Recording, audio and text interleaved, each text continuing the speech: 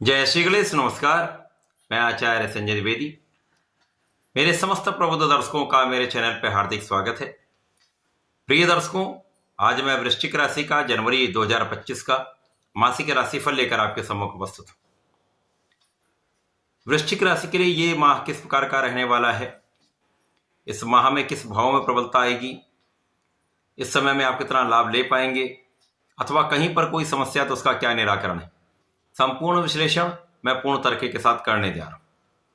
प्रिय दर्शकों, इस राशिफल को आप अपने लग्न तथा राशि दोनों के अनुसार देख सकते हैं।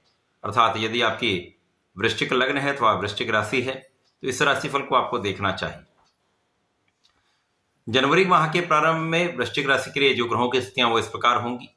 लग्न में ही बुध होंगे, आपके द्वितीय भाव में सूर्य का गोचर चल रहा होगा, आपके चतुर्थ भाव में शनिदेव के साथ शुक्राचार्य होंगे, आपके पंचम भाव में राहु का गोचर होगा, सप्तम भाव में गुरुदेव बृहस्पति का गोचर चल रहा होगा, भाग्य भाव में मंगल होंगे तथा आपके एकादश भाव में केतु का गोचर चल रहा होगा। इस माह का पहला परिवर्तन बुध का है, जब बुध 4 जनवरी को अपनी राशि का परिवर्तन करेंगे तथा द्वितीय भाव में सूर्यदेव के साथ गोचर करना प्रारंभ करेंगे। 14 जनवरी को सूर्यदेव का राशि परिवर्तन आपके तृतीय भाव में हो जाएगा। 21 जनवरी को मंगल अपनी नीच राशि से निकलकर मिथुन राशि में प्रवेश करेंगे, क्योंकि ये वक्री अवस्था में चलेंगे। था 24 जनवरी को बुध का पुनः परिवर्तन होगा, जब ये आपके तृतीय भाव में गोचर करना प्रारंभ करेंगे। इस माह का अंतिम परिवर्तन शुक्राचार्य का होगा, जब शुक्राचार्य 29 जनवरी को अपनी राशि का परिवर्तन करके पंचम भाव में प्रवेश करेंगे, जहां पर ये अपनी उच्च राशि में होंगे परंतु राहु के युति प्रभाव में होंगे। माह के प्रारंभ से ही यदि हम अवलोकन करें तो वृश्चिक राशि मंगल की राशि है, जहां पर मंगल भाग्य भाव में गोचर कर रहे हैं, परंतु ये अपनी नीच राशि में है।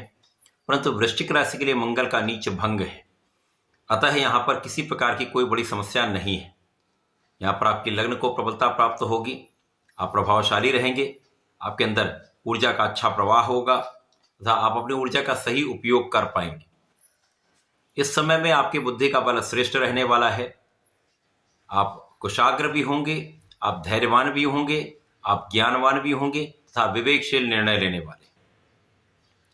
इस माह के प्रारंभ से ही आपके परिवार का संपूर्ण सहयोग आपको प्राप्त होगा। विशेष रूप से पिता का सहयोग मिलता है, माता पिता से आपको लाभ भी मिलेगा, पैतृक संपत्ति से लाभ मिलेगा, पारिवारिक भाव में वृद्धि होगी तथा वाणी से आप विशेष लाभ लेने वाले। इस माह में आप प्रचंड लाभ लेने वाले हैं, क्योंकि यहां पर आपके लिए मंगल जो अच्छी स्थिति में होकर मित्र की राशि में होकर बलवान है, भाग्य का साथ मिलेगा, आपके अंदर ऊर्जा का प्रवाह सही होगा तथा यहां पर आप पराक्रमी रहने वाले हैं। आपके परिश्रम का आप संपूर्ण लाभ ले पाएंगे, भाई बहनों का सहयोग भी मिलेगा, विशेष रूप से छोटे भाई का सहयोग आपको पूर्ण रूप से प्राप्त होता है। इस माह में आपके सुखों में वृद्धि का संपूर्ण योग बन रहा है, जब आपके धन के बड़े लाभ के कारण, धन के बड़े आगमन के कारण आप अपने सुखों को बढ़ा सकते हैं।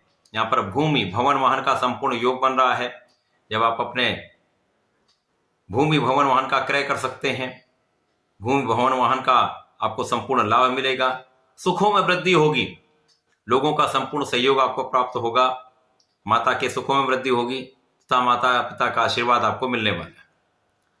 इस माह में निश्चित रूप से आपके लाभ पर राहु का प्रभाव है, परंतु राहु के दुष्प्रभाव को गुरुदेव यहां पर कम करेंगे। यहां पर बैलेंसिंग स्थिति हो रही है, जब कहीं ना कहीं आपके परिश्रम से, आपके भाग्य के साथ से आपके अवरुद्ध कार्यों में भी प्रगति हो जाएगी। जिन कार्यों में आप परिश्रम कर रहे थे उस परिश्रम का संपूर्ण लाभ आपको मिलेगा, जिसके कारण आपकी इनकम में वृद्धि तो निश्चित है, कहीं पर किसी प्रकार का कोई संदेह नहीं। यहां पर आपकी इच्छाओं की पूर्ति हो सकती है, परंतु इच्छा पूर्ति में आपको बहुत परिश्रम करना पड़ेगा, कुछ बाधाएं आएंगी, परंतु आपका कार्य सिद्ध अवश्य होगा। इस माह में प्रारंभिक समय में जो विद्यार्थीगण हैं उनके शिक्षा में कुछ अवरोध आ सकता है, कुछ भ्रम की स्थिति के कारण आप उतना परिश्रम नहीं कर पाएंगे, कुछ मन भ्रमित हो सकता है, जिसके कारण आपका ये भाव कुछ निर्बल हो रहा है। इसी प्रकार से संतान के स्वास्थ्य में भी कुछ समस्या हो सकती है, प्रेम संबंधों के कारण यहां पर तनाव की स्थिति होगी। प्रेम संबंधों में भ्रम के कारण स्थितियां तनावपूर्ण हो सकती, समस्याओं का कारण ये बन सकता है। अतः इस समय में इन स्थितियों से बचने का प्रयास करें। इनसे दूर रहेंगे तो ही आपको एक अच्छा लाभ मिल पाएगा। जब बुध का परिवर्तन आपके द्वितीय भाव में हो जाएगा तो बुध सूर्य के साथ बुधादित्य योग में प्रबल रूप से महालाभकारी हो जाएंगे, महाधन का आगमन आपको कराएंगे। अचानक धन प्राप्ति हो सकती है, अचानक धन का लाभ बड़ी मात्रा में हो सकता है। आपके ज्ञान में विशेष वृद्धि हो सकती है, आपके इंट्यूशन में वृद्धि हो सकती है, आपके आध्यात्मिक ज्ञान में वृद्धि हो सकती है। इसी प्रकार से यहां पर आपकी संपूर्ण सुरक्षा होगी। यहां आपकी वाणी का भाव अत्यंत प्रबल रहेगा, आप अपने कार्य में फोकस्ड रहेंगे, आप केंद्रित होकर कंसंट्रेट होकर अपना कार्य करेंगे तो आपका कार्य क्षेत्र विस्तृत होगा, आपका अधिकार क्षेत्र यहां पर बढ़ने वाला है। आप अपने बुद्धि बल से, अपने ज्ञान के बल पर, अपनी नेतृत्व की क्षमता से एक बड़ा लाभ लेने जा रहे हैं। इसके पश्चात जब सूर्यदेव आपके तृतीय भाव में जाएंगे तो यहां पर शनिदेव की राशि में होंगे, परंतु शनिदेव यहां पर अत्यंत प्रबल अवस्था में केंद्र के भाव में, जिसके कारण यह भाव प्रबल होगा। परिश्रम आपका बढ़ेगा, भाग्य भी प्रबल होगा, मंगल और सूर्य का दृष्टि संबंध बनेगा, जिससे आप महापराक्रमी होने वाले, आपके डिसीजन सही होने वाले तथा आप अपने निर्णयों पर दृढ़ रहने वाले। अब इसके पश्चात जब मंगल नीचे प्रभाव से मुक्त होकर अष्टम भाव में चले जाएंगे तो लग्न के स्वामी का अष्टम भाव में जाना कहीं ना कहीं समस्या का कारण बनता है, क्योंकि त्रिक भाव है, क्षय का भाव है। यहां पर मंगल अष्टम भाव में तो अवश्य पहुंचेंगे, परंतु ये विपरीत राजयोग में भी होंगे, तो यहां पर कुछ तनाव हो सकता है, कुछ शारीरिक समस्याएं हो सकती हैं, ब्लड से संबंधित, रक्त से संबंधित कुछ विकार हो सकते हैं, परंतु इस समय में आपको लाभ अवश्य प्राप्त होगा। धन का आगमन निरंतर होता रहेगा, परंतु इस समय में ऊर्जा का सही उपयोग सही दिशा में करेंगे तो अत्यंत लाभ होगा। तथा यहां पर आपको अपनी वाणी पर नियंत्रण रखना होगा।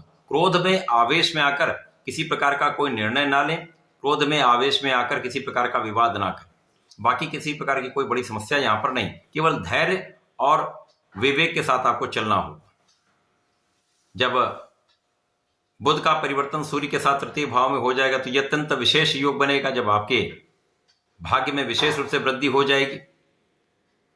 बुध और सूर्य का बुधादित्य योग जो आपको शासन सत्ता से, आपको शासन प्रशासन से, आपकी सरकारी सेवाओं से, सरकार से संबंधित होकर राजनीति से विशेष लाभ कराता है। अब यहाँ पर भाग्य का साथ भी मिल जाएगा तो आप अपने कार्यक्षेत्र में संपूर्ण रूप से सफल रहने वाले, अथवा आपका स्वयं का कोई कार्य है जहां पर आप सब कुछ आपके हाथ में होता है तो वहां विशेष रूप से प्रगति का अवसर भी आपको अवश्य मिलेगा।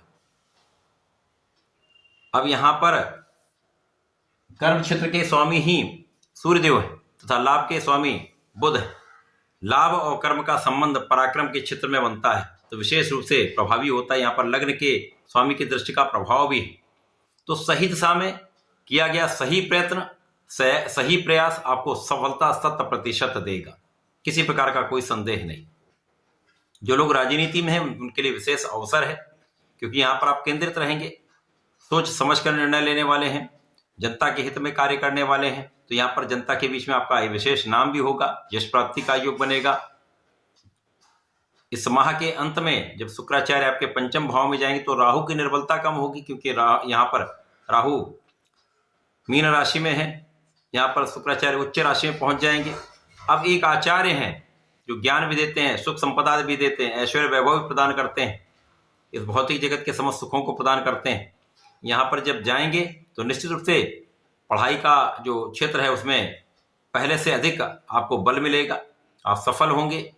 परंतु यहाँ पर प्रेम के क्षेत्र में समस्या का कारण ये बन सकता है, यहाँ पर भ्रम तथा बिना कारण के संबंधों के कारण यहाँ पर आप अपयश का कारण बन सकते हैं, समस्याओं का योग बन सकता है, कानूनी समस्याओं का योग बन सकता है। अतः इन संबंधों से दूर ही रहना आपके लिए श्रेयस्कर होगा। बाकी समय में आपके ज्ञान से आपको लाभ मिलेगा, आपकी शिक्षा से आपको लाभ मिलेगा, आपके प्रयत्नों से आपको लाभ अवश्य प्राप्त होगा।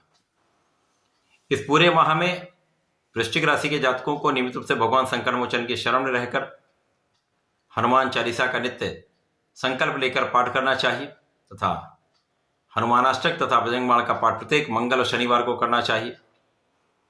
यदि प्रत्येक शुक्रवार को भगवान भोलेनाथ पर जलार्चन करके पीले पुष्प का अर्पण करते हैं, पीले चंदन का अर्पण करते हैं तथा यहाँ पर यदि फलों के रस का अर्पण करते हैं तो समस्याएं कम होंगी, दुष्प्रभाव कम होगा, लाभ बढ़ जाएगा। तो ऐसा करके समय का उपयोग करें, लाभ लें। धन्यवाद, नमस्कार।